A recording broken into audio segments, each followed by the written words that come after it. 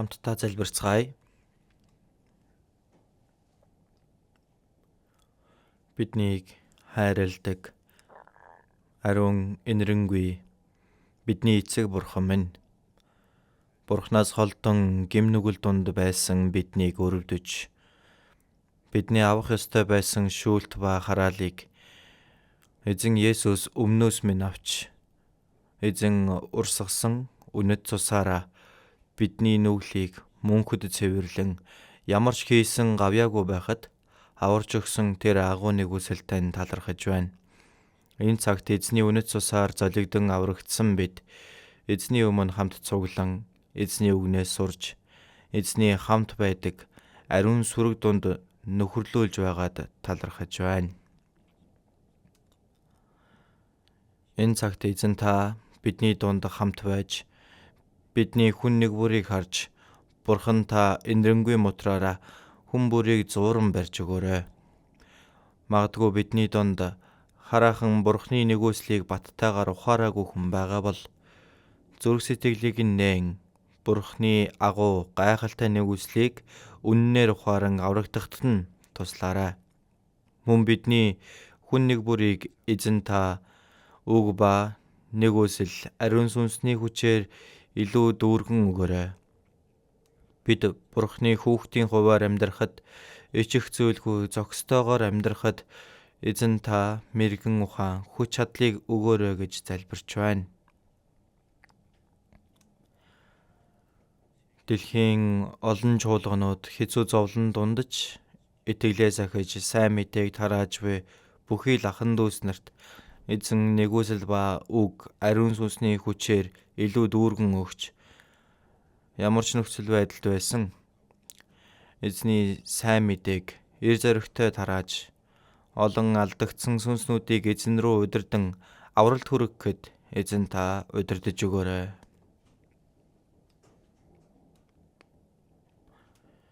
Энэ цагт бидний дунд эзэн та хамт байж, бидний хийх ёстой ажлыг зааж өгөөрэй. Бид одоо ч үнэхээр сул дорой билээ. Бурхныг харахад зохисгүй зүйлс ч олон байна. Эзэн та нэгүсэл ба үг ариун сүнсний хүч чадлаар биднийг зууран барьж, бид Бурхны хүүхдийн хувьд ичих зүйлгүй байхад илүү бүрэн төгс болгож өгөөрэй. Тун удахгүй дахин ирэх эзний өмнө магтаал ба алдарсуу хүндэтгэлийг хүлээн авахд зохистой хүмүүс болгож өгөөрэй. Зохистой цагт хэрэгтэй үгийг бидэнд өгч, бидний хийх ёстой замыг зааж өгдөг эзэн, энэ цагт ч бидэнд илчлэхийг хүсэж байгаа Бурхны ариун хүсэл бидний хийх ёстой зүйлсийг илүү ихээр зааж өгөөрэй. Бидний эзэн Есүс Христийн нэрээр залбирлаа. Амен.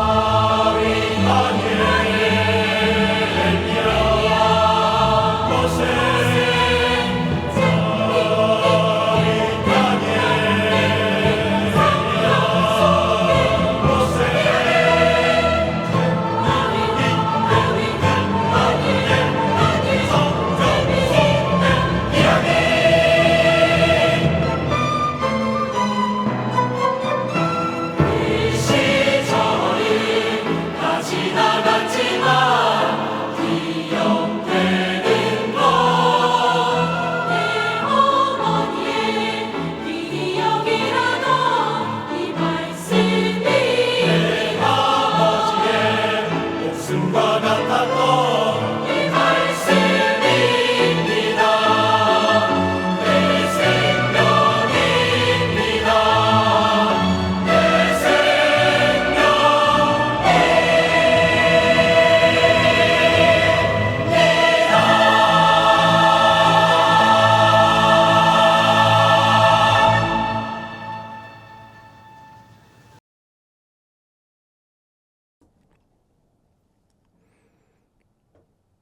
Бүгдээрээ хамт Библиэс харцгаая. Дуулал 1-р бүлгийг харъя. Дуулал 1-р бүлэг.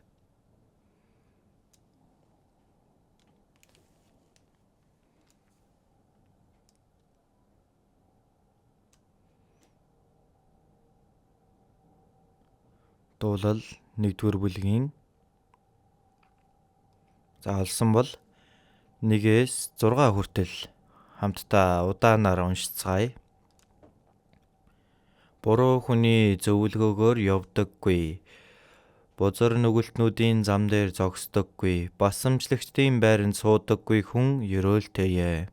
Эзний хуулийг тэрээр багтаж, энэ хуулийг өдөр шөнөгүй бясалгана.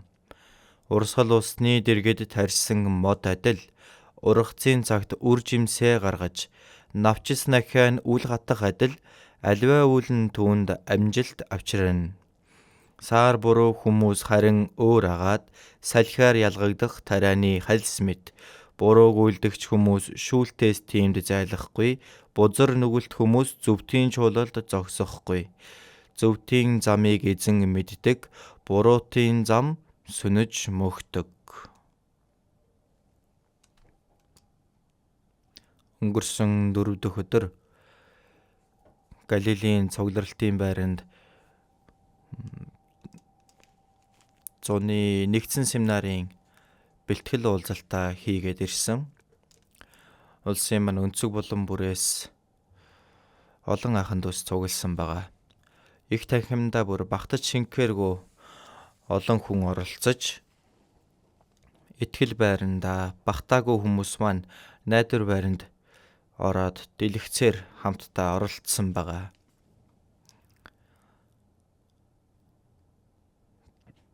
Жил ирэх бүр цугларалтанд оролцохоор цугларалтын байранд ирж байгаа хүмүүсийн тоо улам нэмэгдсээр байна. Мөн семинарын цугларалтын үеэр аврагдсан хүмүүс хамгийн их байх гэж бас бодож байна.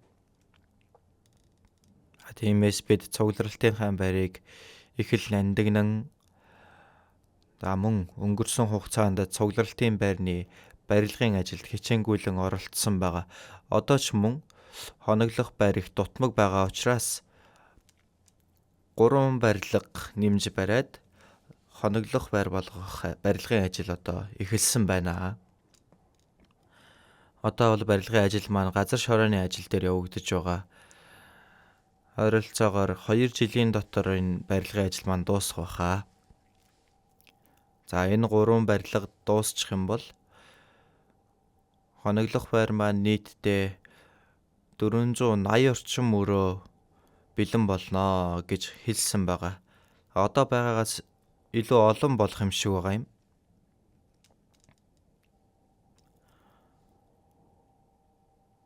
Маш том ажил тэнд эхэлж гисэн явж байна.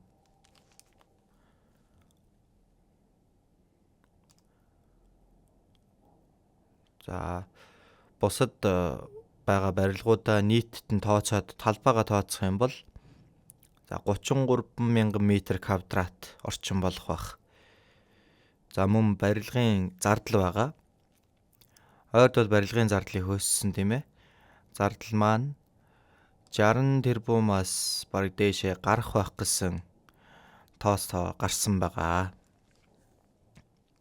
Тэгсэн ч гэсэн улс даяар байгаа чуулганууд маань хамтдаа оролцсон их агцтай явагдаж байна. Бүгдээрээ ийшээгээ бас сайн анхаарад бүрэн дуусах хүртэл залбирч зүрх сэтгэлээрээ оролцоосоо гэж бас хүсэж байна.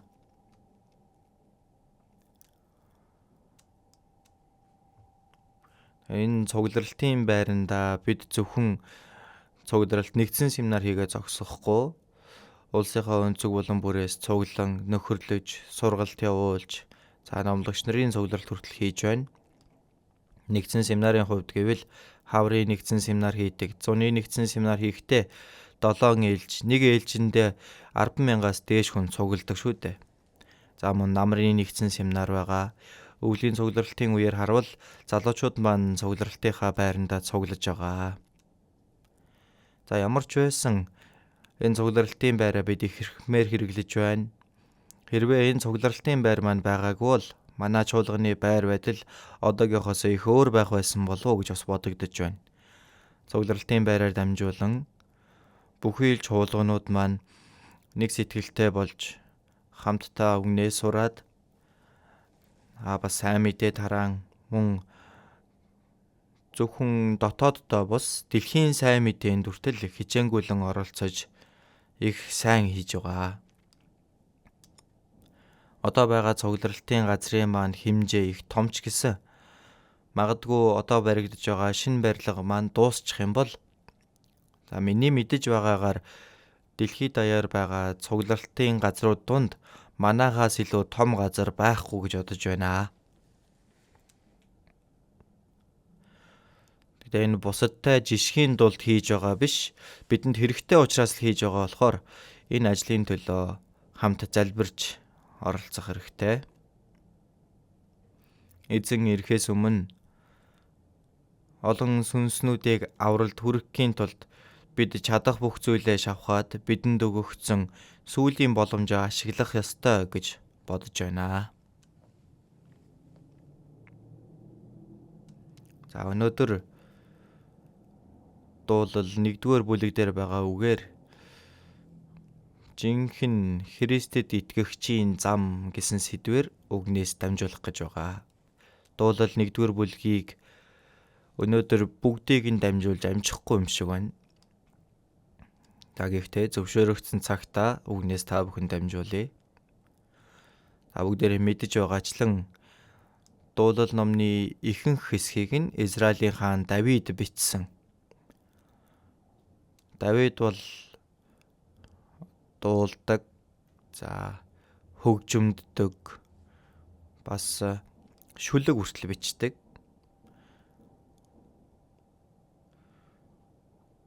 Мөн итгэлийн амьдрал нь үнэхээр онцгой, Бурханд найдаж хичээнгүйлэн амьдраа зогсохгүй. Энэ дуулал номонд итгэлээж гисэн их сайн илчлэн харуулan бичсэн байдаг. Дуулал 1-р бүлэг нь үлдсэн бусад бүх дуулал номыг дуулал 150-р бүлэг хүртэл бүх үгийг төлөөлүүлсэн гэж бодож байна. Дуулал номын дийлэн хэсгийг Давид хаан бичсэн гэж бодож байна. Тиймээс өнөөдөр дуулал 1-р бүлэгт гарч байгаа сайн мэддэг үг бах тийм ээ. Гэхдээ тэр агуулга нь жоохон хэцүү байдаг шүү дээ. Өнгөцгөн харах юм бол. Тиймээс бүгдээрээ ишлэл нэг болгоныг гүнзгий бодоод энэ дууллаар дамжуулан бидэнд сургаж өгөх гэж байгаа Бурхны үгнээс хамтдаа бас сургамж аваасай гэж хүсэж байна. Нэгийн нэг дээр харах юм бол ийм хүн ерөөлтэйе гэсэн байгаа. Ерөөлтэй хүн гэж хэн байх болоо? Энэ ерөөл нь ертөнцийн хүмүүсийн ярьдаг тийм ерөөл биш. ертөнцийн хүмүүс бол баян чинэлэг, бусдаас илүү цойлоод чамин тансаг амьдраад тийм ээ, сайныг идээд, сайныг өмсөж хүмүүст ганган тансаг харагдаж байгаа юм бол энэ бол ерөөл юм аа гэж боддог байгаа. Гэхдээ Бурхны айлдж байгаа ерөөл бол тийм ерөөл биш шүү дээ. Тиймээс энэ өрөөгдсөн хүн гэдэг нь нэг үгээр хэлэх юм бол Бурхны нөгөөслийг ухааран дахин төрсөн аврагдсан Христэд итгэгч хүмүүсийг ерөөлтэй хүн гэж хэлнэ. Христэд итгэгч хүмүүс бол Бурхны ерөөгцөн хүн юм аа гэж хэлэгдсэн хүмүүс байхгүй юу? Матай 5 дээр. За 5, 6, 7 дугаар бүлэг дээр харах юм бол уулан дээрийг сургаал гарч байгаа. Эзэн уулан дээр байхдаа айлцсан их урт сургаал бай. Түүний урт хэсэг дээр 5 дугаар бүлэг дээр харах юм бол за ерөөгцөн хүний тухай бас хэлж өгсөн байдаг. Сүнсэндээ ядуус ерөөлтэйе. Тэнгэрийн хаанчлал тэднийх юм аа. Энэ ертөнцийн хүмүүсийн бодож байгаа энэ ертөнцийн ерөөлөөс бол тис ондоо. Энэ ертөнцийн хүмүүс бол бэлхэм дүүрэн хүнийг ерөөгцөн гэж байгаа. Гэтэл Есүс хэлэхдээ ядуу ус. Ялангуяа сүнсэндээ ядуус ерөөлтэйе. Тэнгэрийн хаанчлал тэднийх юм аа гэсэн. Тэнгэрийн хаанчлал тэднийх гэдэг нь ядуу хүмүүс Тэнгэрийн хаанчлал деваажинд орох боломжтой. Бурхан тэр ядууныг нэг дуудаад итгэлээр энэ ертөнцийн ядуусыг итгэл дотор баян байлгахаар сонгож гэж байгаа. Ядуус сайн мэдээ тунхаглагдж байна. За ийм үг маш олон гарч байгаа. Энэ цугласан байгаа бидний дунд ч гэсэн тийм онцгой баян хүн бол байхгүй шүү дээ. Их онцгой тийм баян хүн бол энд ирэхгүй шүү дээ, тийм үү? Одоо бол тэрнгээр нэг 6 цэцэнгэх гээд нөгөө гольф тоглох гээд л их завгүй гүйж явах. Махбодын хувьд өөрийгөө зугаацуулах гээд өөрөө ухаангүй явж байгаа. За ийм байна. Тэгэхээр махбод маань бэлхэм дүүрэн байвал сүнслэг зүйлийг боддоггүй байна.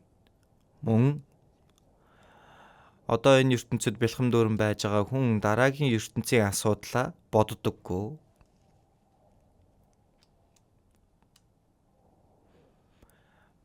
За баян тансаг байх юм бол өөрийгөө юу ч хийж чадах байх гэж бодож их тийм бардам гүжүүд болдог. Тийм учраас бурхан руу эргэж ирдэггүй байгаа юм. Тэгэхээр энэ баян хүн аврагдана гэдэг үнэхээр хэцүү. Би ч гэсэн багасаа худаад их ядуу тарчиг амьдэрсэн. Тийм ч учраас ядуу тарчиг амьдэрсэндээ одоо бодоод үзэх юм бол их л одоо аз ерөөл гэж би боддог. Баян тансаг гэрт төрөөд сайхан амьдарч байгаад тэгсэн бол өдөрт хаана явж явах байсан болоо. Бид нар ч бүгдээрээ адилхан тийм үү? Сүнсэндээ ядуус ерөөлтэйе гэж хэлсэн байгаа. Тэгэхээр эн чинь аврагдах боломжтой юм аа гэснийг хэлж өгч байна. Гашуудагсад ерөөлтэйе. Тэд тайвшрал авах болно. Махбодын хувьд ямар нэгэн зүйлд гашуудж байгаа биш, харин өөрийнхөө гим нүглээс болж гашуудж байгаа. Аврагдахын төлөө. Махбодын хувьд ядуу буурай, тийм ээ? Ядуу байна гэдэг чинь хоосон ирээд хоосон буцнаа гэсэн тэр ямар ч утга учиргүй байдлыг энэ мэдэрсэн хүнийг ядуу хүн гэж хэлж байгаа. За мөн дээрээс нь бурхан бид нар бурханаас холдоод гим нүгэл дотор байж байгаа. Тэр гим нүглээсээ болоод бид нар гашуудан мэддэг байх хэрэгтэй. Тийм учраас гашуудагсад ерөөлтэй тэд тайвшрал авнаа. Тайвширна гэдэг нь том гим нүгэл хийсэн хүн тэр шийтгэлээ бол авах ёстой.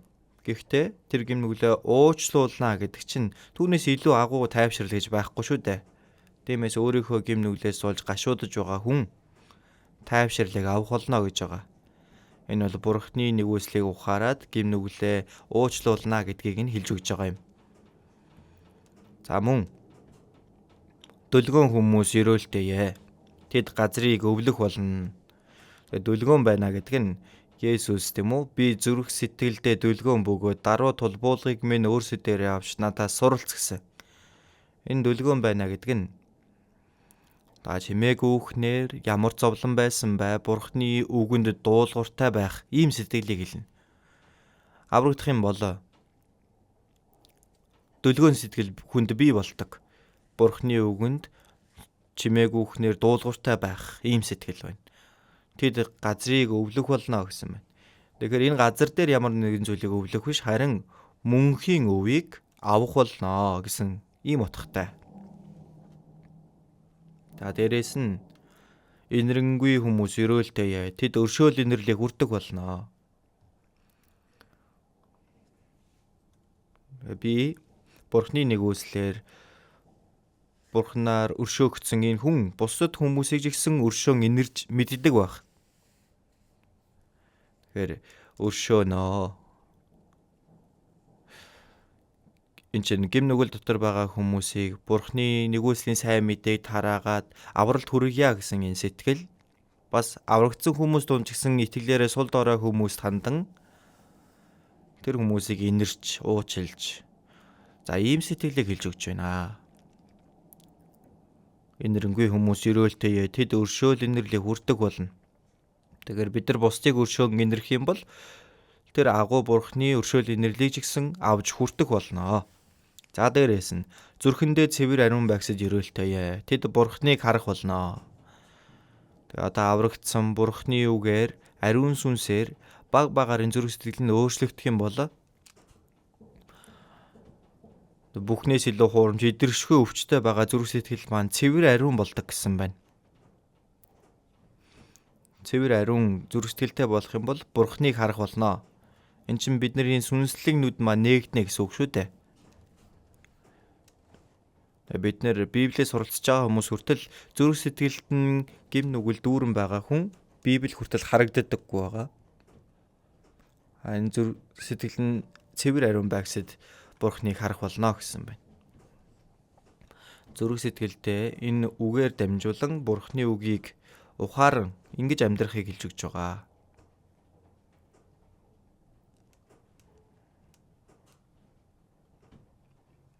За тэгээд амар тайвныг тогтоогч хүмүүс ерөөлтэй тэд Бурхны хөвгүүд гэж нэрлэгдэх болно.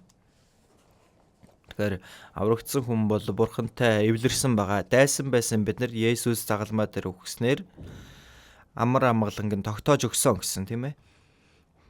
Бурхантай амар тайван болсон бид нар өөр хүмүүсийг, өөр сүнснүүдийг эзний өмнө удирдаад амар тайвныг тогтоох зөвхөн ингэ зогсохгүй.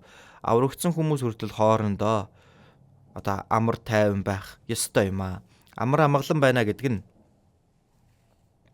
өөрийнхөө зүрх сэтгэлийг хоослон эсрэг талынхаа тэр зүрх сэтгэлийг хүлээн авахыг хэлнэ. Аврагдсан хүн бол Бурхантай амар тайвныг одоо гүйцэлдүүлэхэд нь зөвхөн аврагдсан хүмүүс хоорондоо байгаа зогсохгүй. Аврагдаагүй тэр хүмүүс хүртэл тэр хүмүүсийг удирдах Бурхантай амар тайван болоход нь тусалдаг. Колосай 1-дэр түүний загалмайн цусаар амар амгалан тогтоосон Есүс тэгсэн гэж хэлж байгаа. Тэр ийм хүн Бурхны хүү гэж дуудагдах болно гэж байгаа шүү дээ. Бурхнаас холдон гим нүгэл донд амьдарч байсан бид нар аврагдаад Бурхантай амар тайван аврагдсан ахын дүүс нар хамтдаа нэгдмэл амар тайван байна. Энэ бол чуулга юм. Тиймээс аврагдсан гэдгийг маань баттай нэг баталгаа нь юу вэ гэвэл аврагдсан хүмүүс хамтдаа нэгдмэл амар амгалан байж байдаг. Аврагдсан хүнтэйгээ хоорондоо тохирохгүй, нэг бол чадахгүй юм хүмүүс байдаг шүү дээ. Энэ одоо ямар нэгэн зүйл нь буруудчихсан явж байгаа юм аа. Есүс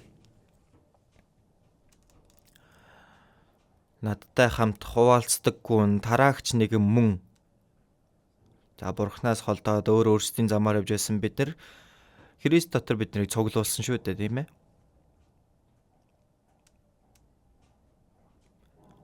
Надтай хамт хураалцдаггүй тараагч мөн юм аа. Тэгэхээр чуулган нэг болохын тулд тийм ээ сүнсний эв нэгдлийг хадгалахыг хичээ гэж хэлсэн байгаа. Тэрийн тараагч нэгэн бол эзний хийж байгаа ажлыг хоош нь ухрааж байгаа ийм хүн юм аа. За зарим бүр аврагдсан хүмүүс хүртэл хоорондоо эв найрамтай байж чаддаггүй хүмүүс байна. Өөрийгөө төвлөчихсөн, өөрийгөө бодох сэтгэл нь илүү хүчтэй байгаад байна. Бусдыг л шүүгээд байдаг. За ингэж явдаг хүмүүс би. Ингэж болохгүй. Бид нэр зүрх сэтгэлээ их өргөн уудан болгох хэрэгтэй. Дээрээс нь зөвхт байдлын төлөө хавчигдагсад ерөөлтэй. Тэнгэрийн хаанчлал тэднийх юм аа. Тэгэхээр хамгийн ихэнд бас Тэнгэрийн хаанчлалын тухай гарсан байгаа. Түүний дараа 7 зүйлийг хэлээд хамгийн сүүлд нь энэ 7 ерөөлийг авсан хүн маань энэ газар дээр амьдрахдаа хавчигдах болно гэсэн байна. Эзэн хавчигдаж байсан шиг энэ зөвхт байдлын төлөө эзний хүслийн дагуу амьдарч байгаад хавчигдж байгаа хүн, ийм хүн ерөөлтэй Тэнгэрийн хаанчлалд тэднийх болно. Тиймээс Матай 5 дээр 8 төрлийн 8 ерөөл гарддаг шүү дээ, тийм ээ.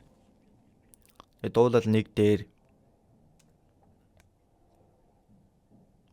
ерөөгцсөн хүний тухай ерөөлтэй гэж хэлсэн байна. Энэ ерөөгцсөн хүн чинь зөвхөн аврагдаа зогсохгүй Матай 5 дээр гарсан Есүсийн хэлсэн аврагдсан Христэд итгэгчийн зан чанарыг хүртэл хамт оролцуулсан байгаа гэж бодож байна. Аврагдсан хүн бол Бурхны нэгүслийг ухааран аврагдсан Христэд итгэгч хүн юм аа. Аврагдсан Бурхны нэгүслэр гим нүглээ уучлуулад мөнхийн авралыг аваад мөнхийн диваажинд орох болсон ийм найдварыг авсан хүн бол үүнээс илүү агуу ерөөлийг авсан хүн гэж байхгүй, тийм үү? За бид нэр зул сарын баяраар дуулдаг шүү дээ. Аврагч ирсэн баярлаж байна. Бүгд өрөөгдөж байна, бүгд өрөөгдөж байна. За энэ ямар ерөөлийг өгье гэж байгаа бол махбодын ерөөлийг л хүмүүс бодоод байдаг. Есүст итгэвэл ерөөгднө.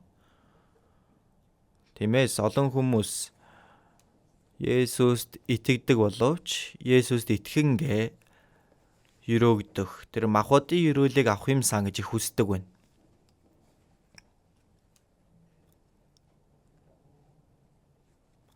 Тиймээс залбирж байгааг нь хүртэл харах юм бол бүх гэр бүлийнхэн маань эрүүл саруул байж, нөхөр маань бизнес нь бүтэмжтэй байж, ерөөсөө сансан болгоно бүтээсэ. Энэ ертөнцийн хүмүүсийн хүсэж байгаа ийм ерөөлийг хүмүүс хүсээд байдаг. Гэхдээ аврагдсан хүний ерөөл бол ерөөсөө ийм зүйл биш шүү дээ. Хэрвээ ийм зүйл ерөөл байсан бол Есүс энэ ертөнцийн дээр ирээд хамгийн дорой буураагаар амьдарсан байна. Онгон эмэгтэйгээс төрөөд бүр төрөх газар хүртэл байхгүй дээ. Тэр малын тэжээлийн твшин, тийм ээ. Малын сар авчинд тэнд төрсөн байгаа.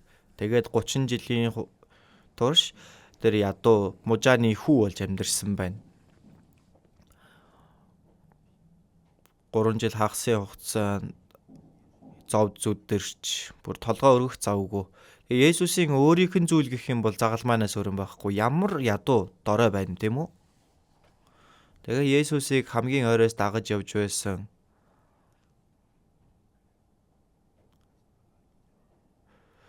За энэ Илч Паул бол тийм ээ. Галилелийн тэр нутгаас бүр ингээд фарисеийн дундах фарисей, Израилийн одоо Биньямин овгийнх.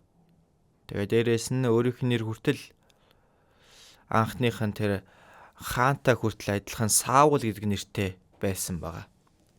Тэгээд тэрээр хүн талаар нь харах юм бол их гайхалтай хүн байгаа. Юудэ дээрээс нь Ромын иргэншилтэй ийм хүн байна.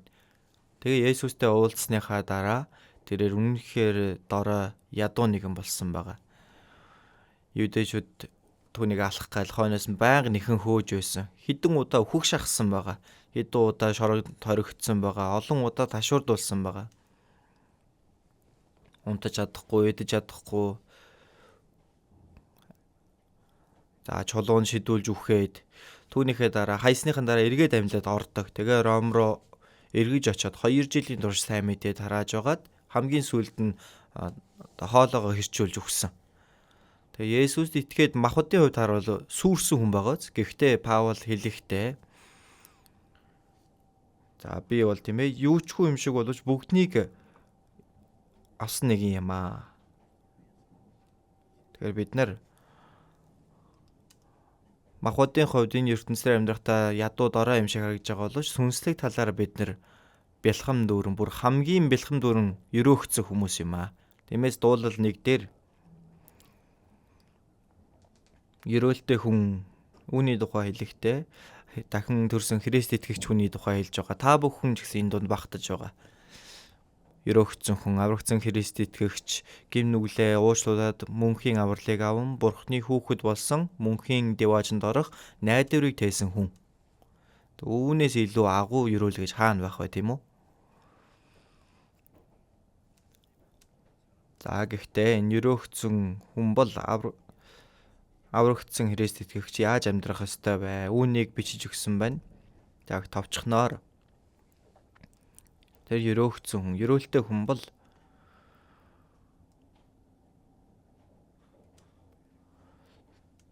буруу хүний зөвлөгөөгөөр явдаггүй гэж хэлсэн байна. Буруу хүний зөвлөгөөг явдаггүй.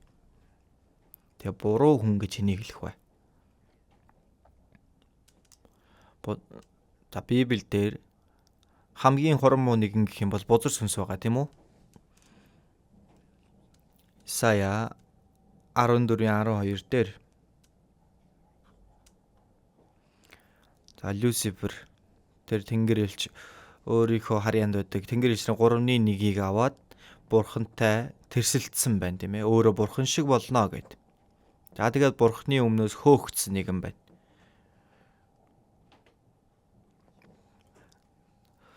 Матай 25:41 дээр харах юм бол диавол болоод түүний элч нарт бэлтгэсэн мөнх галд ороо гэсэн байна. Сатан, бузар сүнс. Яг адилхан нэг оршихуй шүү дээ. Хамтдаа хөөгдсөн тэр 3-1 тэнгэр элч нь за энд гарч байгаа диавол болоод түүний элч нар хөөгдсөн тэнгэр элч нар байх нэ. Тэдгээрийн төлөө мөнхийн тамыг бэлдсэн гэж энд хэлж байгаа. За гэхдээ тэдгээр нь шууд л там руу явчих юм биш. Мөнхийн там руу явхаар тогтоогдсон байгаа. Гэхдээ бурхан тэдгээрийг түрхэн сулалсан гэж хэлж байгаа. Яагаад гэвэл бурхан өөртөө хэрэглэх гэж байгаа юм. Сургаалт өгсдөр за бүгдийг зоригтой бүтээсэн буруутууд шийтгэлийнхэн өдөр зориулэгджээ. За ингэж гарсан байгаа. Бурхан тэгэхээр энэ ертөнцийн бүх зүйлийг зориултын дагуу хэрэгжилж байгаа. Буруутын шийтгэл хүртэл зориулсан. Энэ ойлгохдохгүй гоц бузар сүнсийг хэрэгэлдэг гэсэн үг. Бузар сүнсийг яаж хэрэглэх юм болоо?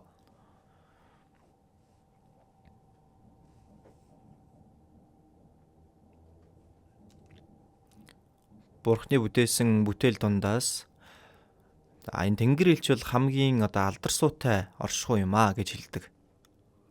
За бурхны дараагаар орох хүч чадалтай нэгэн. Гэхдээ тэнгэр элч бол бурхны зүгээр зарц үйлчлэгч сүнснүүд юм аа гэж хэлж байгаа. Бурхны ажилчин л гэсэн үг шүү дээ, тийм үү? Тэнгэр элч нь бурхны хүүхэд болж чадахгүй. Тэнгэр элч Христийн сүт бүсгүй болж чадахгүй. За тэр завхарсан тэнгэр элч нарын төлөө Есүс загалмаа дээр бол өгөхгүй. Тэдний гим нүглийг уучлах ажлыг Есүс бол хийхгүй. Тэнгэр элч хэрвээ завхарх юм бол тэгээд л дуусаа.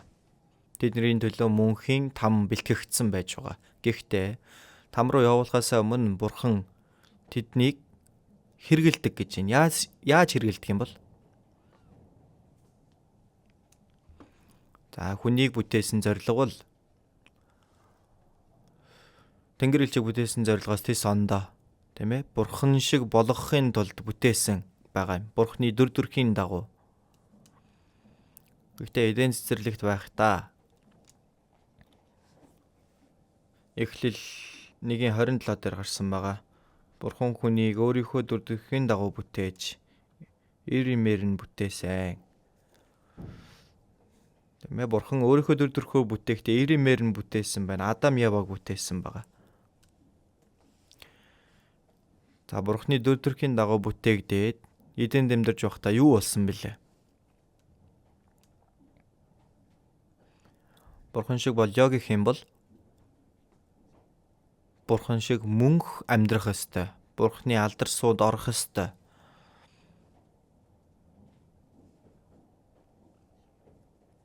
Тэгээ бурхантай адилхан тэр алдар суунд тэр байр суурьнд очих ёстой. Бурхантай адилхан байхын тулд бурхан өөрийнхөө дүр төрхөөр бүтээж өгсөн байна. Гэтэл эден цэцэрлэгт амьдарч байсан Адам Ева хоёр их л дорой буруу байсан шүү дээ.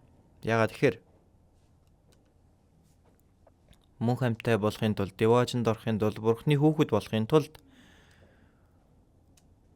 Бурхны хайрладаг нэг нь болохын тулд Бурхан өөрийнхөө дүр төрхөө бүтээж өгсөн боловч яг одоо бол биш. Одоо бол үзэн ядах тийм оршихуй болчихсон явж байна. Яагаад гэхээр Бурхан шиг болох гэсэн тэр алдар сууг олж авъя гэсэн тийм сорилт байгаа. Тэрийг нь бид нэр даван гаргах хэрэгтэй юм аа. Бурхантай адилхан болохын тулд хүчээр авах биш, харин тэр алдрыг авахын тулд сорилтыг даван гаргах хэрэгтэй. Ямар сорилт вэ гэхээр Бурхантай адилхан болъё гэж яагаад хөөгцөн тэр бузар сүнсний сорилт үүнийг даван гаргах хэрэгтэй байдаг юм. Бурхан үүн ингэж тогтоож өгсөн байна. Тийм учраас бузар сүнсийг шууд л там руу явуулчихаагүй энэ ажлын төлөө, энэ сорилтын төлөө бузар сүнсийг хэрэгэлдэг. Эхлэл 1 дээр Бурхан эхний өдөр гэрэл бий болтугай гэж гэрэл бий болсонд сайхан боллоо гэж хэлж байгаа тийм ээ. За түүний дараа огторгуйг бүтээгээд за энэ дэлхийг бүтээчгээд огторгуйн дээрх ус, огторгуйн доорх ус гэж салгасан байгаа. За огторгуйн доорх ус нь одоо далай ус болсон бол огторгуйн дээрх ус нь дэлхийг бүрхэж байсан. За тэр огторгуу гэж хэлээд байгаа нь одоо тэр шувуу нисдэг, онгоц хөөрдөг, бидний мэдих энэ агаарыг хэлж байна. Агаар мандлыг хэлж байна. Гэтэл энэ огторгуйг бүтээхдээ Бурхан нин сайн боллоо гэж хэлээгүй.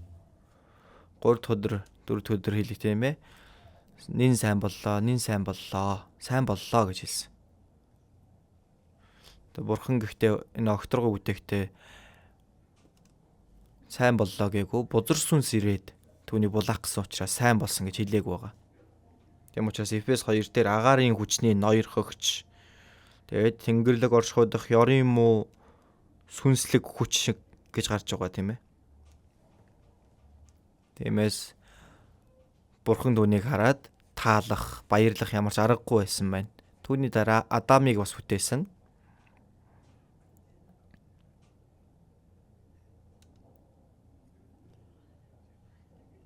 Адам мөнх амьтаа болохын тулд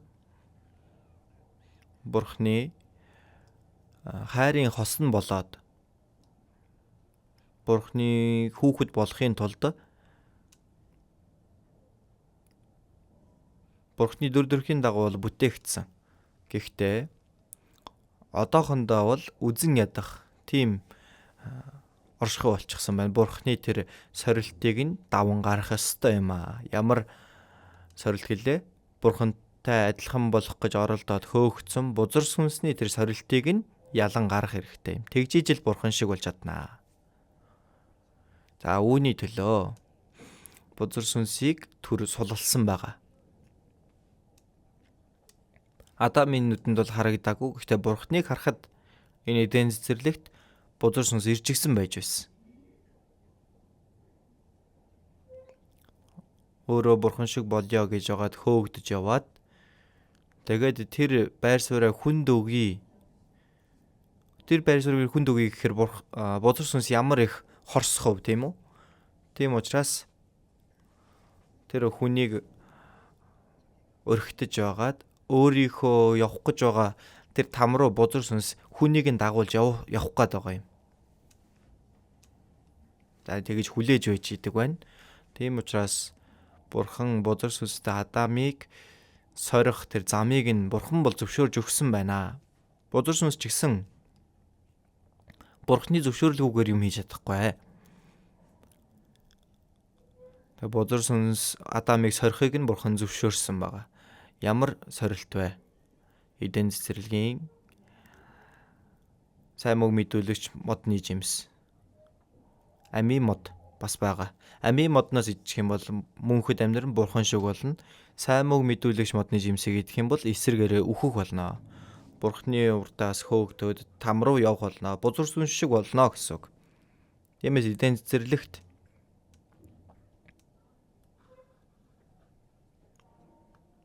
Бурханы дүр төрхийн дагуу бүтээгдсэн энэ хүн Бурхан ба бузар сүнсний тэр дунд та шүүгддэг байна гэсэн үг.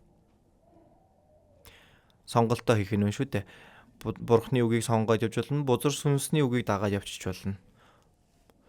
Бузар сүнсний үгийг ялан дийлээд бурханы дагаад явах юм бол бурхан шиг болно. Гэтэл бурханы үгийг цааш нь дүлхээд бузар сүнсний худал үгийг хүлээд авчих юм бол бузар сүнс шиг болно. Бузар сүнсний явах там руу явна. Тэгэхээр энэ дунд хүн өөрөө сонголтоо хийх ингэж бүтээж өгсөн байна. Бидний мэдж байгаачлан Адам бол буруу сонголтыг хийсэн тийм үү? Тэр сорилтонд нь унчихсан байж байгаа.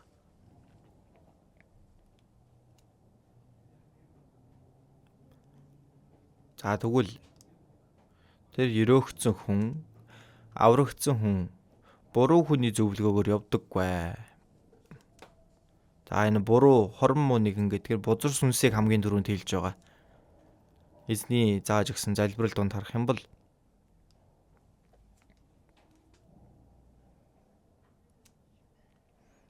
биднийг уруу татлагад бүү авт тулаач, ёрийн муугаас гítэлгээч.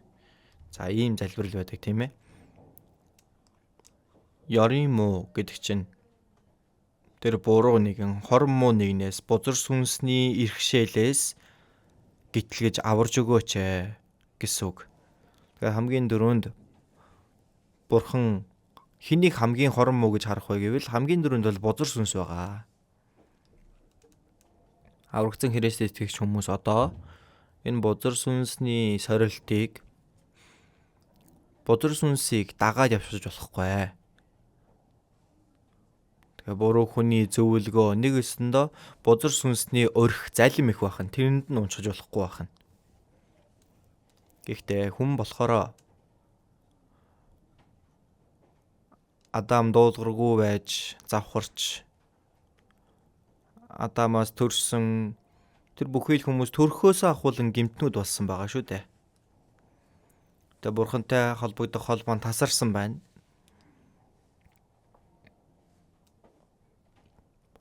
Гим нүглээсээ болж харагдсан тэр газар шорооноос хөлсөө туслуулан Духны хөөсийг туслуулан хоолоо олж идэх болно. Энэ ертөнцийн амьдарж байгаа нь өөрөө хараад зовлон зүдгүр болсон байгаа үстэй. За эмэгтэй нь бол өвдөж, зовж чи үр хүүхдээ төрүүлнэ гэсэн байгаа. Тэгээ хүний энэ амьдарж байгаа өөр амьдрал нь зүдүр, уйгашуу хараал болсон бахнэ. Тиймээс бүхий л хүмүүс төрхөөсөө ахуулаад Адамаас гэмтэн болж төрсөн учраас тэр завхарсан зан чанарыг бид нэр өвлөөд авчихсан байна. Тэр буруу хүний зөвлөгөө гэдэг нь юу хэлэх вэ? Хаана байгаа вэ? Бузар сүнсний өгсөн байгаа тэр хуучин зан чанарыг маань хэлж өгч байна. Ерөөлтэй хүн бол буруу хүний зөвлөгөөг дагдаггүй. Бузар сүнсний залим ихэнд ундаггүй. Тэр завхарсан хуучны зан чанараа дагаад амьдрдаггүй. Тэр хорон муу нэгэн гэдэг нь бузар сүнс, мөн дээрээс нь энэ ертөнцийн хорон муу хүмүүсийг л гэж бодож болохгүй. Миний дотор байгаа хуучин зан чанар ч гэсэн хорон муу, буруу хүн нь байхгүй юу? Бузар сүнсний суулгаж өгсөн тэр хуучин зан чанар маань завхарсан байна.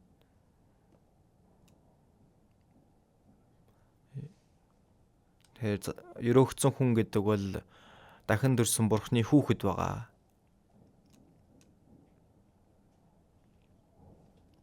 Ийм хүмүүс завхарсан махбодынхоо хүсэл тачаалыг дагаад амьдрдаггүй, харин ариун сүнсний хүслийг дагаж амьдрах ёстой үстэй. Хорон муу нэгний бузар сүнсний залим ихийг дагаад амьдрах биш. Махбодынхоо хүсэл тачаалыг дагаж амьдрах биш.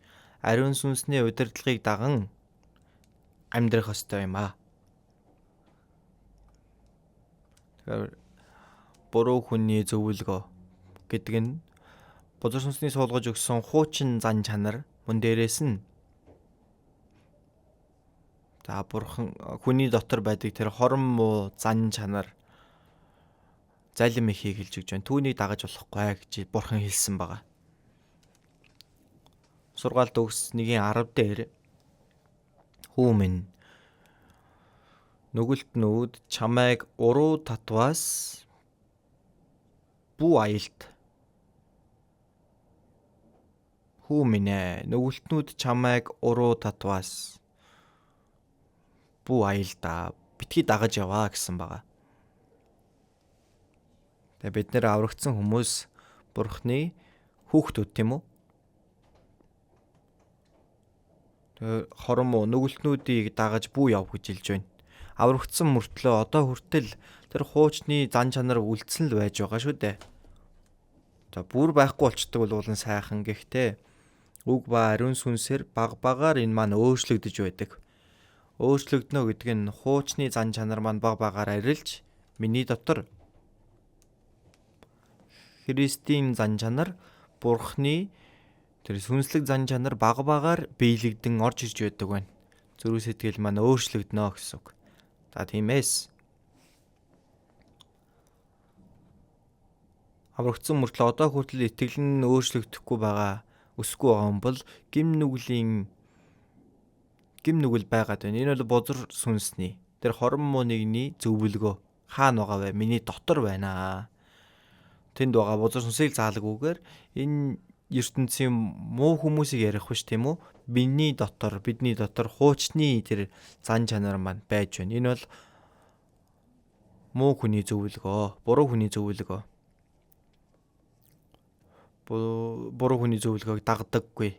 Аврагдсан хүн бол ариун сүнсийг дагаад, Бурхны үгийг дагаад амьдрах ёстой. Тэр бузар сүнсний суулгаж өгсөн хуучин зан чанар, завхарсан гим нүгэлт чанараа дагаад үйлддэггүй юм аа.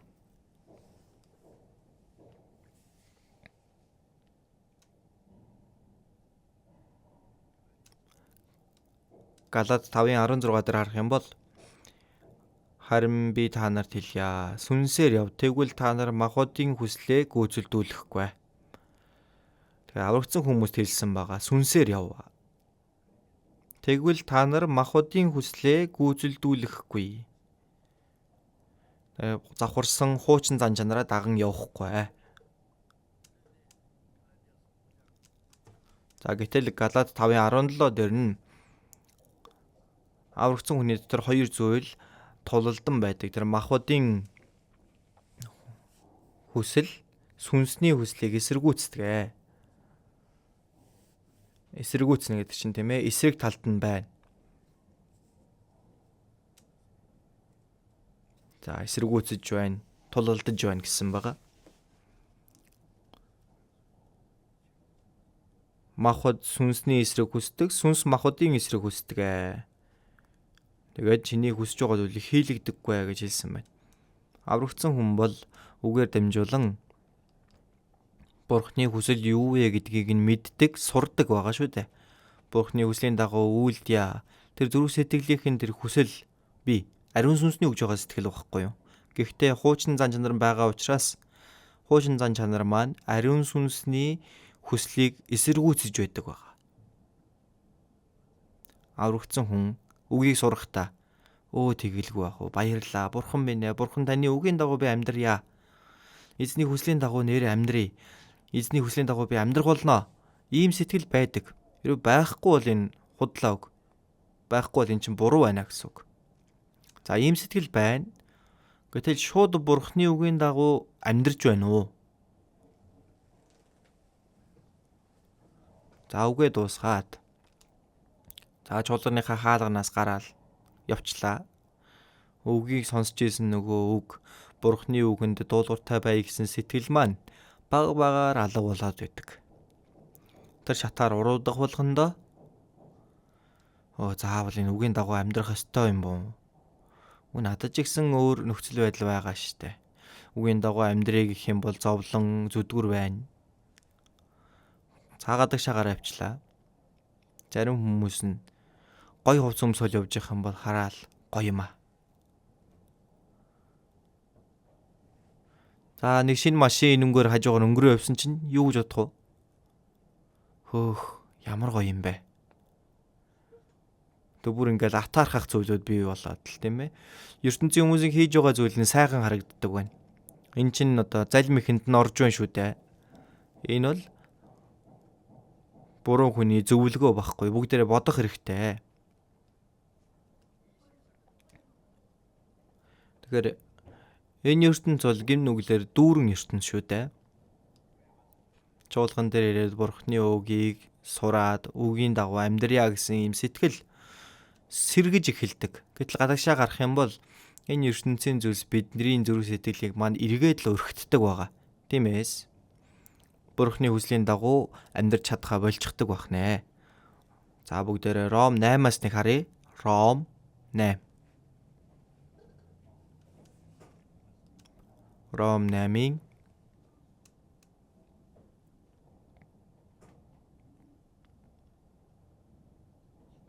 7-оос 8 дугаар ишлэл байна. Бүгдээрээ хамт уншицгаая. Махбодын бодол санаа бол Бурхны эсрэг дайсагнал юм. Яагаад гэвэл энэ нь Бурхны хуульд захирагддаггүй бөгөөд тэгж чадах ч үгүй. Махбодын хоор байгсад Бурханд таашаагдаж чадахгүй.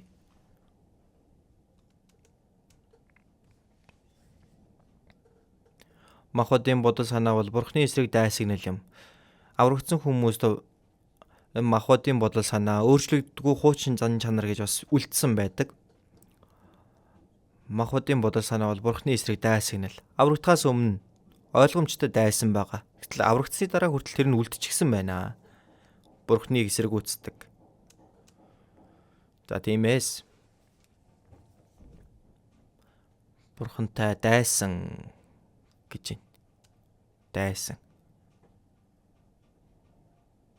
Тэмээ. Хүний дайсан гэр бүлийнх нь болно гэж Матай 10 дээр хэлж байгаа шүү дээ.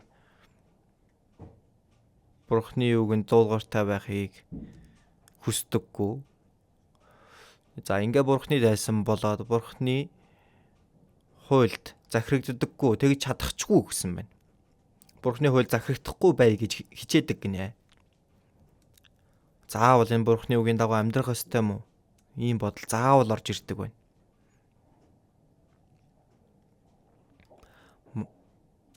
Махбодынхоор байгсад Бурханд таашаагдаж чадахгүй. Энэ маань өөрчлөгдөх хэрэгтэй. Өөрчлөгдөхөөс нааш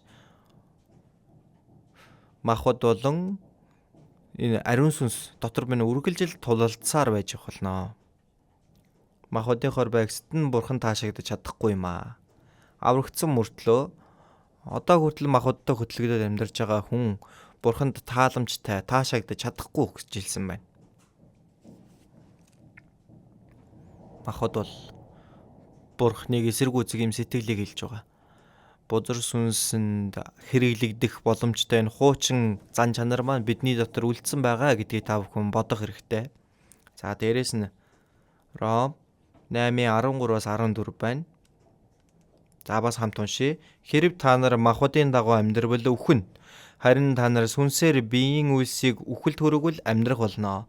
Учир нь Бурхны сүнсээр удирдуулж байгаа хүн бүр Бурхны хөвгүүд юм.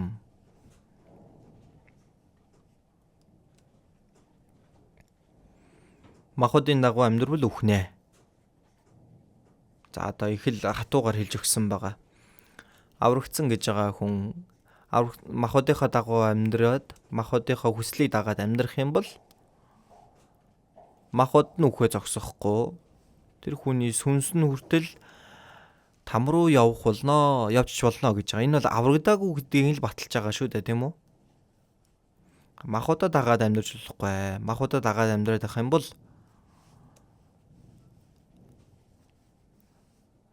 аврагдаа, тийм ээ, итгэл нь өсөөгүй байгаа хүн махбод сүнс хоёр нь байнга л одоо тэмцэлтэй л нэг махбодоор амьдрал, нэг сүнсээр амьдрал. Энэ багаар өөрчлөгдөх хэрэгтэй. Хизээ хүртэл юм байх ёстой юм болоо. Гэхдээ аврагдсан ийм хүн яг амьдарч байхдаа аврагдаагүй хүн шиг амьдраад махбодын дагуу амьдарч байвал гарцаагүй өөхөх болно гэж байна. Мэн гарцаагүй өөхнө гэдэг чинь тамийг хэлж өгч байна. Энэ итгэлийн амьдрал гэдэг чинь шашинлаг амьдрал биш шүү дээ. Шашин гэдэг бол за тийм ээ, ямар нэгэн зүйл хийн, зан үйл үйлдэн, энийгээ сайн хийгээл сахиа явж явах юм бол болно л гэж бодож идэг. Харин итгэлийн амьдрал бол тийм зүйл биш. Бурхны үгийг сураад түүнийхээ хажуугаар ариун сүнсийг даган амьдрах хэрэгтэй. сүнсийг дагаж амьдрах ёстой.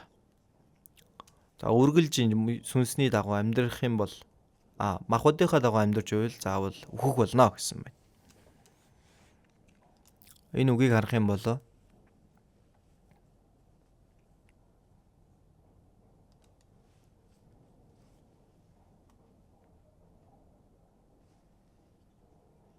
гарцаагүй өөхөх болно. За энэ үг маань их аимшигтайгаар хэлж өгсөн. Яг энэ ямар утгатай вэ гэдгийг та бүхэнд их тодорхой хэлийгээ бодоод үзсэн чинь махбодын үхлийг хэлээ зогсоогүй сүнсний үхлийг хүртэл хэлж зааж өгч байгаа.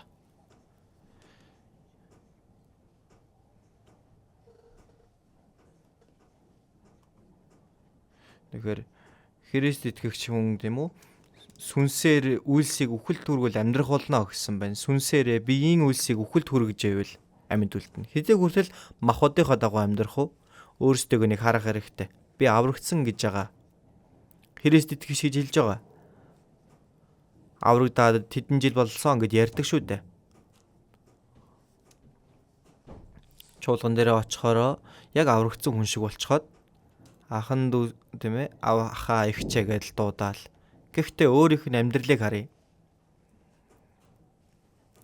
Ариун сүнсийг дагаж амьдрсан ийм амьдрал байхгүй махбодоо л дагаад амьдарч байна.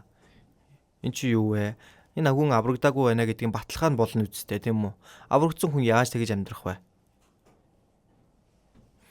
Тиймээс махбодын дагуу амьдрвал үхэх болно гэж хэлсэн энэ үг маань за их аимшигтайгаар зүйрлэж хэлсэн байгаа. Тэгэхээр сүнсээр биеийн үйлсийг үхэлд хүргэл амьдрах болно гэсэн. Аврагдсан хүний дотор ариун сүнс байгаа. Ром 8:9-дэр хэрэг хүнийг Христийн сүнс байхгүй бол тэр түүнийх биш ээ. Ариун сүнс байгаа. Ариун сүнс маань энэ махбодыг байнга тийм ээ давмгайлж ялж бидний сэтгэлийг өөрчлөөд Бурхны хүслийн дагуу амьдрахад маань баг багаар удирдан чиглүүлж байдаг байгаа. Тиймээс учир нь Бурхны сүнсээр удирдуулж байгаа хүн бүр Бурхны хөвгүүд юм аа. Бурхны сүнс гэдэг чинь ариун сүнсийг хэлж байгаа. Бурхны сүнс, Христийн сүнс, ариун сүнс яг адилхан утгатай.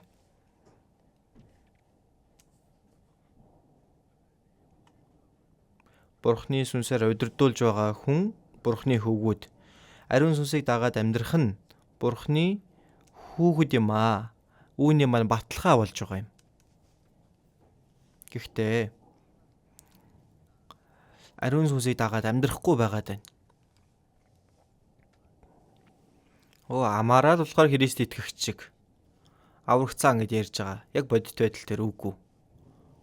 Тэгвэл энэ бол угаасаа биш л гэсэн үг шүү дээ. Энд чинь хуурамч байна тийм үү?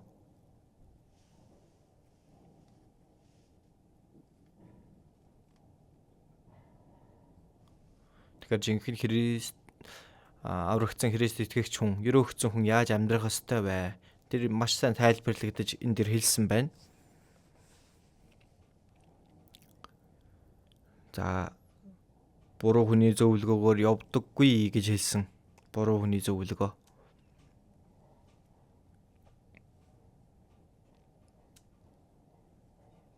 Энэ ертөнц буруу хүнээр гин нүгэлтээр дүүрсэн байгаа. Хормоныг нэр.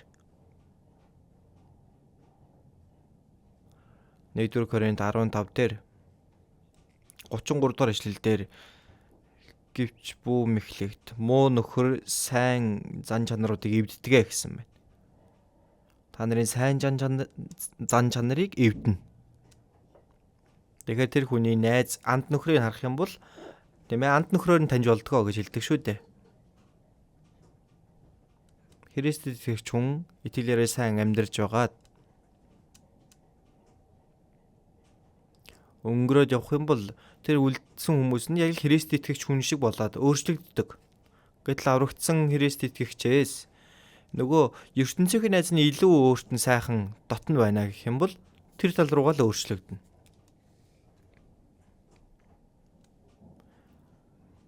Тийм ээ одоо тэр хормоо зүйлсээс хол байх хэвээр аврагдаагүй байх юм бол таслах хэрэгтэй.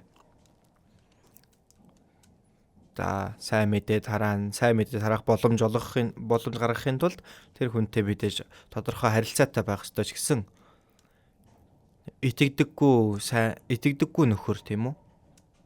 Хорон муу нөхөр.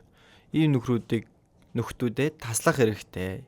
Хэрвээ тэгж чадахгүй бол муу нөхөр сайн зан чанаруудыг чинь эвдэх болно. Бидний энэ итгэлийн амьдралыг унгахад хүргэдэг. За тиймээс түүнд мэхлэгдэлгүйгээр амьдраарай гэж хэлж өгсөн байна. 1-р Петр 5:8-9-дэр саруул ухаантай, сонор сэрэмжтэй бай. Та нарын өрсөлдөгч болох диавол нь хэн нэгнийг залхихаар хайж буй архирах арслан мэт эн тэндгүй явдгаа. Харин та нар итгэлээрээ түүнийг эсэргүүцгсэн байна. Тэгэхээр бузар сүнс архирах арслан мэт өөрийнхөө олзыг хэн нэгнийг залхих гээд хайгаад явж байдаг. Аврагдаагүй хүн махбодын дагуу амьдарч байгаа энэ хүмүүс бол бузар сүнсэнд харьяалалтай хүмүүс шүү дээ. Аль хэдийнэ тэндээ зуулгасан, бариулчихсан байна.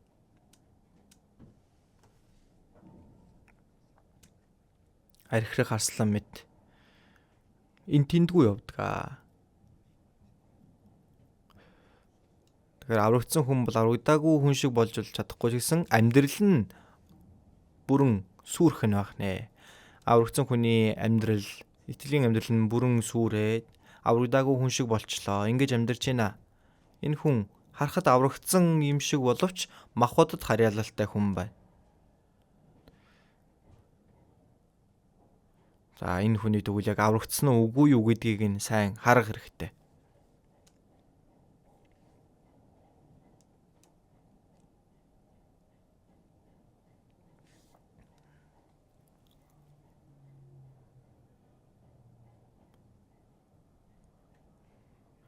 Буруу хүний зөвлөгөөгөөр явдаггүй. Бузар нүгэлтнүүдийн зам дээр зогсдоггүй. Бузар нүгэлтнүүдийн зам. Тэгээ бузар нүгэлтний явдаг зам гэж байна. Матай 7:13-14 дээр хавчиг хаалгаар ор, сүрэлд хөтөлдөг хаалга нь уужуу. Зам нь өргөн юм аа. Олонхон түүгээр тийш ордог. Амьд хөтөлдөг хаалга нь хавчиг, зам нь нарийн цөөнхөн түүнийг олдог. Ам руу ордгийг нь их өргөн уудам тийш олон хүн явна. Ам хөтөлдөг нь хавчиг, зам нь нарийнхан. Хайгч нь тийм ээ цөөхөн байна гэж хэлсэн байна. Олдог хүн нь цөөхөн байна. Тэгэхээр энэ хэлсэн байгаа. Өргөн зам, нарийн зам гэдэг тийм ээ итгэдэггүй хүнийг ялгаж хэлсэн юм болов гэж бодсон. Тэр хавчиг хаалгаар орж байгаа хүн цөөхөн байна. Есүст итгэдэг хүн нь цөөхөн. Харин уужуу хаалгаар орж байгаа хүн зам нь хүртэл өргөн. Тийш явж байгаа хүмүүс нь ч олон байна. Энэ бол мэдээж буруу зүйл биш, зөв шүү дээ. Гэхдээ бүр нарийн харах юм бол энэ үг маань итгэдэг хүн итгэдэггүй хүнийг ялгаад байгаа биш ээ. Итгэдэг хүн донд хүртэл хоёр төрлийн хүн байна. Та түүний дараа гарч байгаа үгийг харах юм бол Матай 7:21 дээр намайг эзэн минь гэсэн болгон Тэнгэрийн хаанчлалд орохгүй. Харин тэнгэрт байгаа миний эцгийн хүслийг үйлдэгч нь л орноо. Эзэн минь гэдэг чинь итгэж байгаа хүмүүс биз дээ. Эзэн минь. Энэ хүн болгон Тэнгэрийн хаанчлалд орноо гэчихсэн байсан бол сайхан. Гэтэл орохгүй гэж хэлчихсэн байгаа. За бүр тийм ээ. Эзний нэрээр иш үзүүлж, чөтгөрүүдийг хөөж, олон гайхамшиг үйлдсэн. Гэтэл эзэн хэлэхдээ би та нарыг огт танихгүй. Ёс бусыг үлдэж та нар надаас зайл. Иш үзүүлж байна. Одоо сайн мэдээ тараагч, пастор, номдогч болж байна. Тэгэхээр аврагдаагүй хүн чи ийм бол чадна гэсэн үг шүү дээ. Ахлагч болно, үйлчлэгч болно, пастор болно. За бүр эзний нэрээр чөтгөрүүдийг хөөсөн байна. Олон гайхамшиг үлддэг хүмүүс ч бий. Гайхалтай байгаа зү. Гэхдээ эзэн ингэж хэлсэн шүү дээ. Би та нарыг танихгүй. Ёс бусыг үлдэж та нар надаас зайл. Бузар сүнс. Яг л тэнгэр элчиг дүр төрхтэйгээр гарч ирэх үе гэж би. Хүмүүсээ их төстэй харагдана. Энэ үгийг ингээд хоош нь хараадах юм бол тэр уужуу хаалга, хавчиг хаалга гэдэг нь итгэсэн, итгээгүй хүн гэдгээр нь ялгах биш. Тэг шаардлагагүй. Харин итгэж байгаа хүнд хоёр төрлийн хүн байна. Каин, Абель хоёр. Хоёулаа адилхан дахил өргөсөн юм биз дээ. Гэхдээ бурхан Абелийн тахилыг нь хүлээж аваад Каины тахилыг нь хүлээж аваагүй. Харах юм бол яг адилхан тахил өргөж байгаа. Бурханд хоёулаа л хижээ зүтгэсэн байгаа. Итгэж байгаа хүн донд хоёр төрлийн хүн байна. Үүнийг бид нэр мэдэж авах хэрэгтэй. Итгэж байгаа хүн. Одоо энэ 21-р зууны шаш, тийм ээ, Христийн шашин.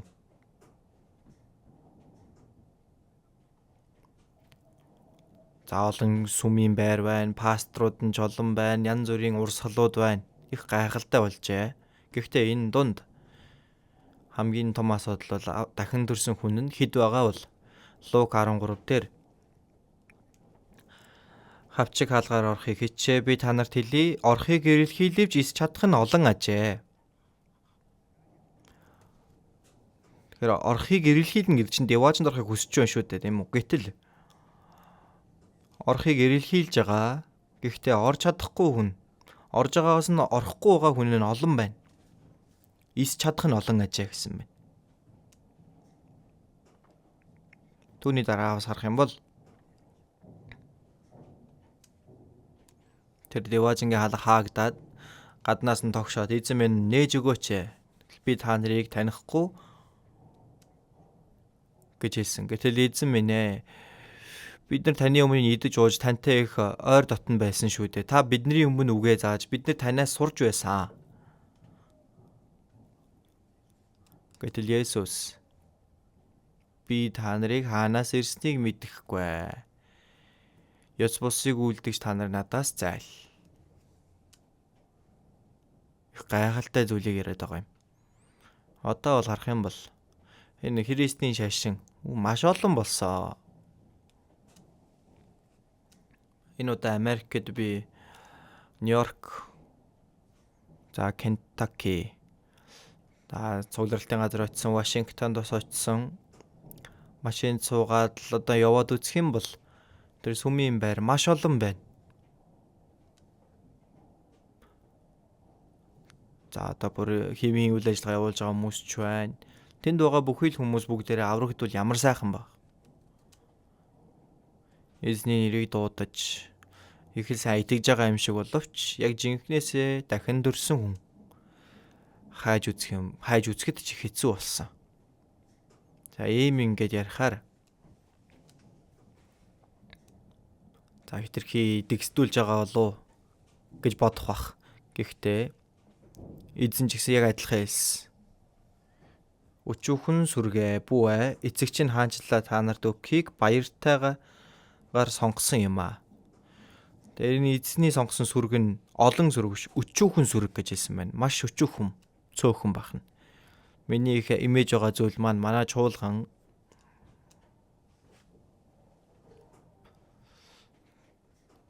за одоо хувьчлаад үзэх юм бол тийм ээ дахин дөрсөн аврагдсан хүмүүс их олон байх.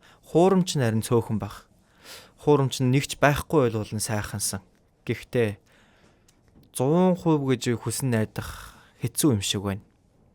Их л хүлцэл өчмөр санагдаж байна. Тэм учраас бүгдээрээ сайн бодолтой байх хэрэгтэй.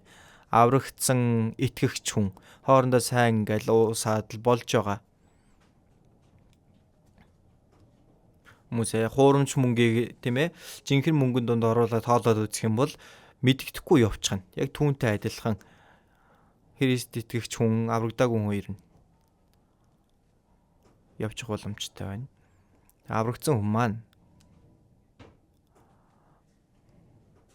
зөвдийн чуулал за энэ хормоо нэгний зөвдийн чуулал зогсохгүй гэсэн байгаа. хорон мууны зүвтийн чулал зогсож чадахгүй.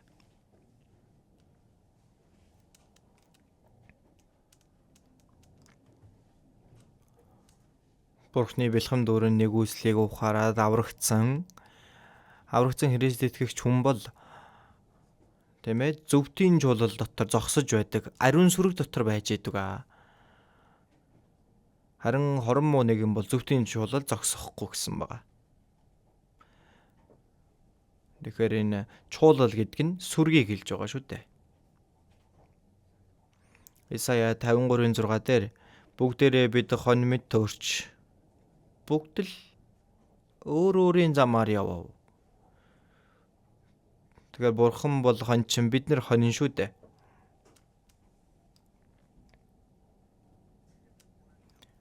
Хончноос холдчихсан хончингоо дагж байгаа биш, өөрийнхөө дур зоргоороо явж байна. Тийм учраас бид нарыг хэлэхдээ хончингуу хон мэт өөр өөрийн замаараа яваад өөрийнхөө зөрүү зангаар өөрийнхөө бодлороо махбодынхоо дагуу ингээд яваад байх юм бол энэ замын төгсгөл нь там.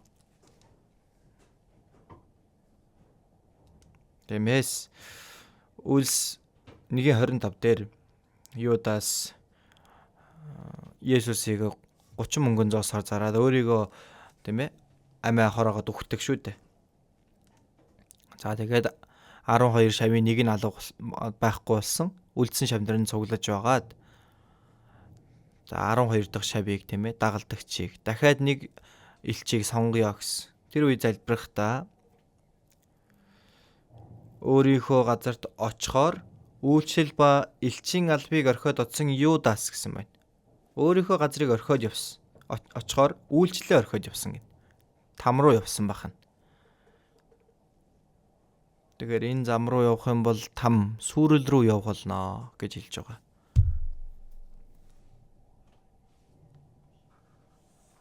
Одоо бид нар Бурхны тогтоож өгсөн тэр замаар нь явах хэрэгтэй. Еврей 10:20 дээр харах юм бол за махбод болох хөшгөөрөө дамжуулан түүний нээсэн шин амьд замаар ариун газарт нэвтрэн орох итгэл байгаа тул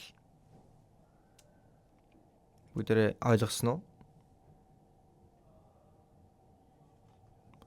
Есүс загалмай дээр өөхөх үед ариун өргөөнд байсан Иерусалимийн ариун өргөөнд байсан тэр хөшиг дээрээсээ доошогоо цууран урагдсан байгаа. За хөшиг гэдэг чинь хөшигний цаад хэсэг нь ариунаас ариун газар, нааталт нь болохоор ариун газар. Ариунаас ариун гэдэг чинь Бурхны оршин байдаг тийм ээ, дотоод ариун өргөө шүү дээ. Харин наатлынх нь болохоор үйлчилж байгаа хүмүүсийн байж байгаа хэсэг. Израильчууд 1 жилийн турш хийсэн гимнүглээ уучлуулах өдөр нь 7 сарын 10-нд одоо их золилтын өдөр гэж байгаа. За хон, ямаа эсвэл тугал бируу авчирж байгаа цусыг нь урсгаад тэр дотоод ариун өргөөнд цусыг нь цацсан гимнүглээ уучлуулна. Тэндээс гарч ирэх юм бол гимнүгэл нь өдийг хүртэл уучлагдаад тэгээд түүний дараа ч гэсэн дахиад л гэхдээ Есүс загалмай дээр өөхөх үед тэр хөшиг дээрээсээ доошоо цуурсан гэдэг нь Бурхан ба хүний дундах энэ хөшиг нь үгүй боллоо гэсэн үг. Тиймээс за хөшгөөрөө дамжуулан түүний нээсэн шин амьд ариун зам. Тэгэхээр Есүс өөхөх үед тэр хөшиг нь цуурсан байгаа юм. Дайсагнал нь үгүй боллоо гэсэн үг. Есүс загалмай дээр үлгөгдсөн байх үедээ жадаар Есүс рүү хатгсан байгаа. Гэтэл тэр цээжинд нь зүрхэнд нь нүх гараад бүхий л ус цусан тийшээ урсдаг. За тэр үед Деважингийн хаалга нээгдсэн байна. Бурхан ба хүний хооронд хааж байсан тэр хан нурсан гэсэн үг. Есүс тийм ээ махбод нь үхснээрээ Бурхны өмнө байгаа тэр шин амьд ариун зам юм аа.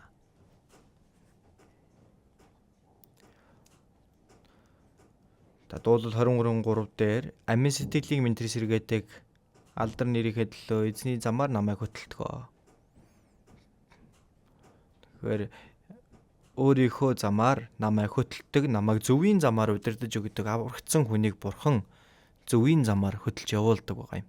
Тиймээс буруу хүний зөвлөгөөгөөр явдаггүй, бузар нүгэлтнүүдийн зам дээр зогсдоггүй, басамжлагчдын суудал суудаггүй хүн ерөөлтэй. Басамжлагч нь юу вэ? Бурханы үгийг эсэргүүцдэг тэр бардам хүнийг басамжлагч гэж хэлж байгаа. За буруудах юм бол энэ аврагдсан хүн хүртэл аврагдсан гэж ярьж байгаа хүн хүртэл Бурханы үгийг мэдж байгаа мөртлөө яг Бурханы үгэн дээр тэгж байгаа ч гэсэн би бол өөрөө тэр хэлж байгаагийн дагуу амьдрмааргүй байна. Өөрийнхөө амьдрах нь илүү дээр байна. Энэ юу вэ? Басамжлагч юм аа. Тийм үстэй. Бурханы үгэнд дуулууртай байх хэрэгтэй тийм үү? Филиппой 2:8 дээр үхэлд загалмай үхэлд хүртэл дуулууртай байв гэж Есүсийг хэлж байгаа. Энд чи Есүс тийм ээ? Яг л нядлагдахаар хөтлөгдөх хон мэт амаач тэр нээсэнгүй. Энд чин дүлгөөн занг хэлж өгч байна. Аврагдсан хүн бол ямар ч зовлон тохиолдсон бай. Чимээг үхнээр тэрэнд нь дуулууртай байна. Энд чин дүлгөөн байгаа хэрэг.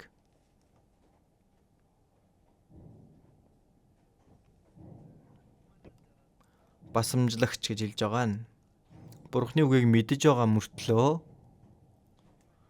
үйлдэлгүйгээр өөрийнхөө хүсэл сонирхлын дагуу амьдарч байгаа. Энэ бол маш том бардамнал басамжлагч юм аа. Басамжлагчдын суудалд суудаггүй. Хурдхан ширэндээс босоод ирэх хэрэгтэй тийм биз дээ. Бид бүхэн буруудах юм бол тэр басамжлагч мэдж байгаа мөртлөө Бурханы үгийг мэдсээр хэрний атлаа үйлддэггүй. Басамжлагчдын суудал суудаггүй гэсэн байна. Тэр суудлаас хурдан босоод Бурхан руу очих хэрэгтэй тийм биз дээ.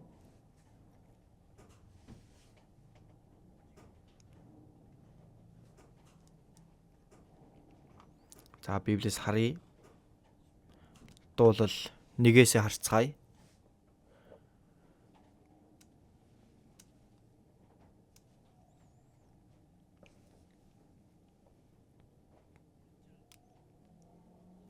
За дуулал 1-ийн 1-2-ыг хамт уншия. Буруу хүний зөвлөгөөгөөр явдаггүй, бузар нүгэлтнүүдийн зам дээр зогсдоггүй, басамжлагтын суудалд суудаггүй хүн ерөөлтэйе. Эзний хуулийг тэрээр багтаж энэ хуулийг өдөр шөнөгүй бясалганаа.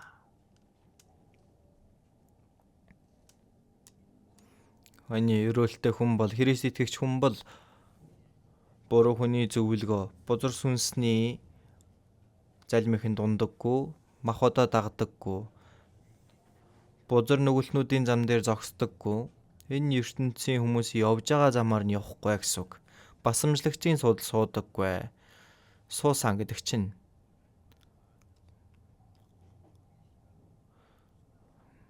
за Бурханы үгийг мэдсээр байж хийхгүй байгаа тэр басамжлагчийн суудал, тийм суудал суудаггүй. Харин эзний хуулийг тэрээр багтдаг. Эзний хууль бол 10 хуулийг хэлээд байгаа биш. Энд хэлж байгаа бүхий л Бурханы үгийг Бурханы хууль гэж хэлж байна. Хуулийг багтаж энэ хуулийг өдөр шөнөгүй бясалганаа. Бурханы үгийг багтан түүгээр баярлаж тэгээд өдөр шөнөгүй өдөрч бай, шөнөч бай, хизээж байсан бай эзний үгийг, хуулийг нь гүн гүнзгий бодож бясалгадаг гэсэн байна.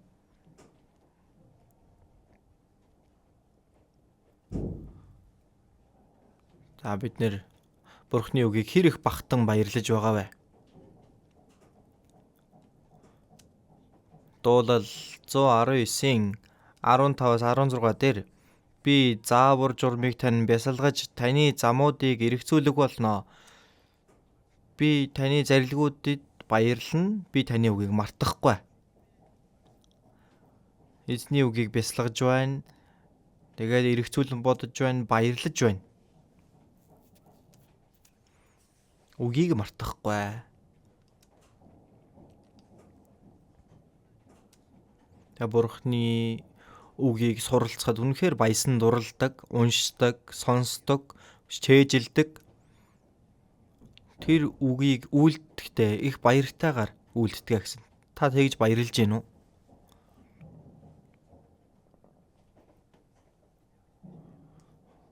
Хуучин гэрээний үеч вэ, шинэ гэрээний үеч вэ? За хуучин гэрээн дээр харах юм бол одоогийн бид нар шиг ийм олон Библийн номыг дэлгээд л өөрсдөө уншаад явдаггүй байсан байгаа. Гэхдээ бид нар бол хуучин гэрээ, шинэ гэрээ бүр бүгднгээ нийлүүлж сураад үгийн дагуу дуулууртай амьдрах ийм боломжтой болсон гэдэг нь үнэхээр том ерөөл. Гэтэл мэдээд байгаа хэрнээл үйлдэхгүй байна. Бид нэр бясалган тунгаан бодно гэдэг нь гүн гүнзгий бодохыг хэлж байна. Миний зүрх сэтгэл амьдралаа энэ үгээр дамжуулан гэрэлтүүлэн хардаг байх нэ. Сургаалт төгс 3 дээр алхам бүртээ түүнийг таньж мэд амьдралын замыг чинь тэр шулуун болгоно.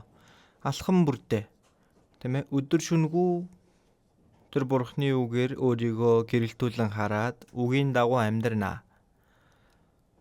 Энэ нь өөрөө алхам бүртээ түүнийг таньж мэдж байгаа. Хүлээн зөвшөөрж байгаа хэрэг. Хэрвээ тэхгүй байгаа бол бурхны хүлээн зөвшөөрөхгүй байгаа хэрэгээ. Бурхны мэдэхгүй байна гэсэн үг. Библиэлд бол яах вэ гэж хэлсэн байна. Би ихтэй энэ үгийн дагуу амьдрмааргүй байна. За энэ бол бурхны хүлээн зөвшөөрөхгүй байгаа хэрэг.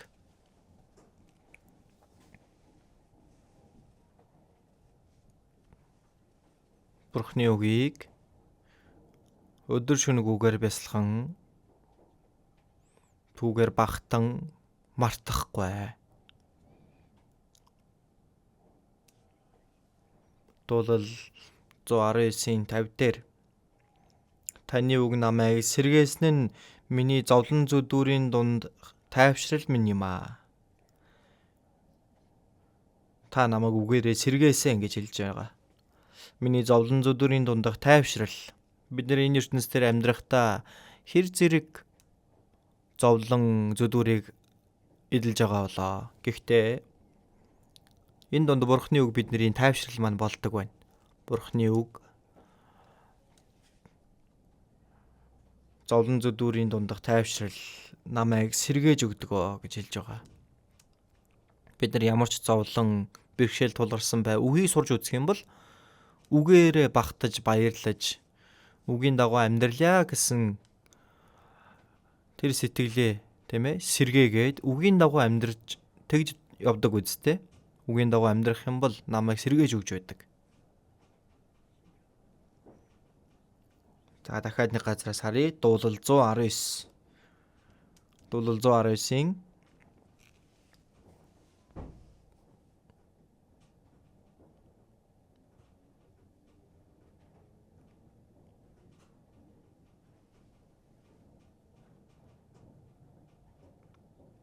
Дуулал 119-ийн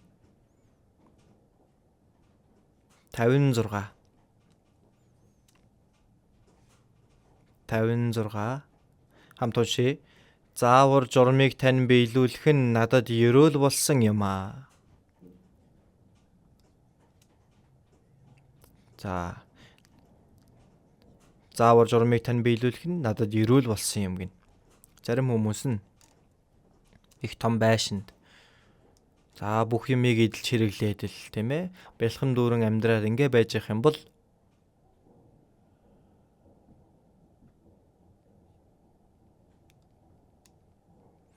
энийг өөрийнхөө ерөөл минийх гэж бодоод байдаг. Гэтэл энэ дуулал номон дээр миний ерөөл бол тийм үү?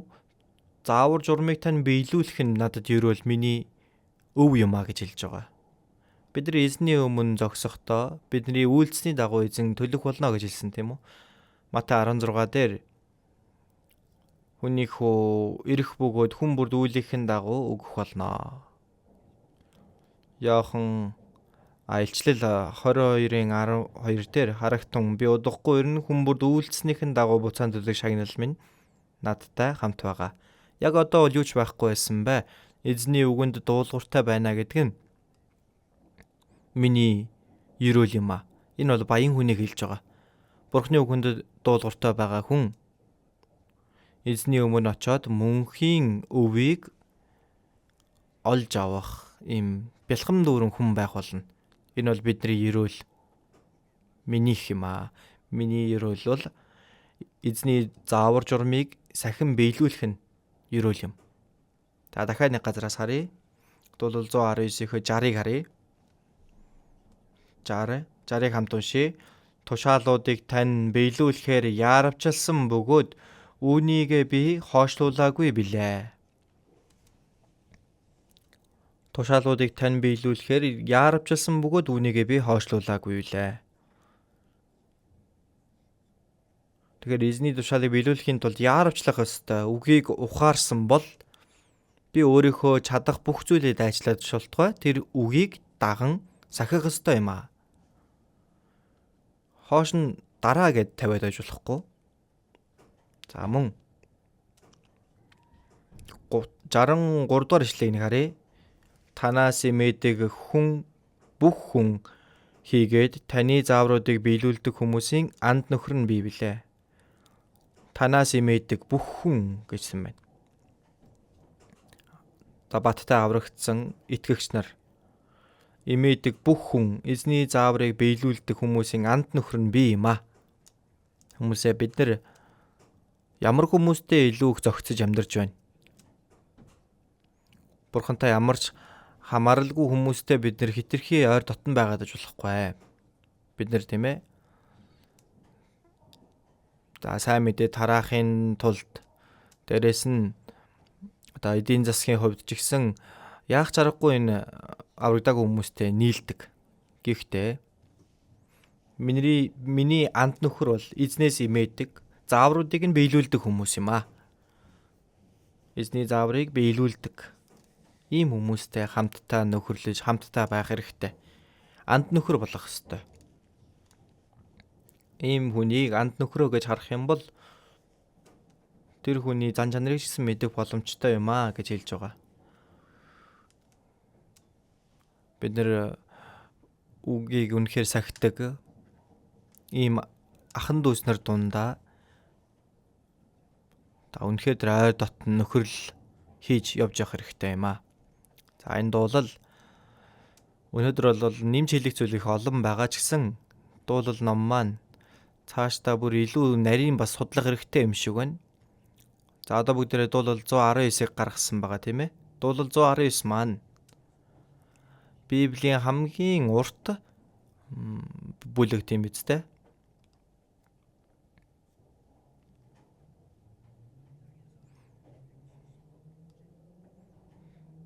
За тэгэхээр энэ 176 ишлэл маш их байгаа юм. Тэгээ дээрэс нь за Библийн яг төв хэсэгт нь байж байгаа. Тэгэхээр цаг хугацаа гарах болгонд дуулал 119-ийг та бүхэн маань багаар тэгээд нарийн сайн уншиж байгаарай. Тэгээд дараагийн цаг дээр ч гэсэн үний талаар дамжуулан хэлж өгнө.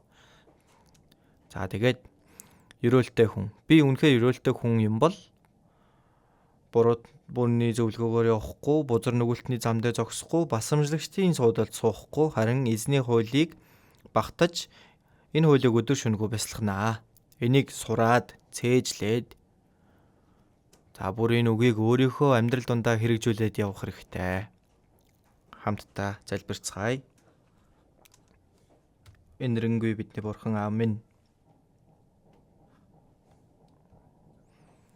Бурхны тогтоосон төгсгөлийн цаг үед биднийг аварч ертөнцийн хорон муу бүхнээс биднийг ариусхан тусгаарлан үлдсэн амьдралаа Бурхны хүсэл ба алдрын төлөө амьдрахаар удирдан нэгүслээ өгдөг талархаж байна. Бидний сэтгэл ба амьдрал минь Бурхны ариун хүүхдийн хуваар зохистой ичих зүйлгүйгээр байлгаж ариун сүрэг дотор зөвхөн Бурхны хүсэл ба алдрын төлөө амьдарч тун идахгүй ирэх эзний алдрын өмнө магтаал ба хүндэтгэл алдрыг авахд зохистой хүмүүс болгон удирдах бидний амьдрал дундах буруу зүйлсээ үгээр дамжуулан иргэн харж Бурхны хүслийн дагуу үлдсэн амьдралаа зөвөр амьдрахад удирдах туслаарай. Бидний эзэн Есүс Христийн нэрээр залбирлаа. Амен.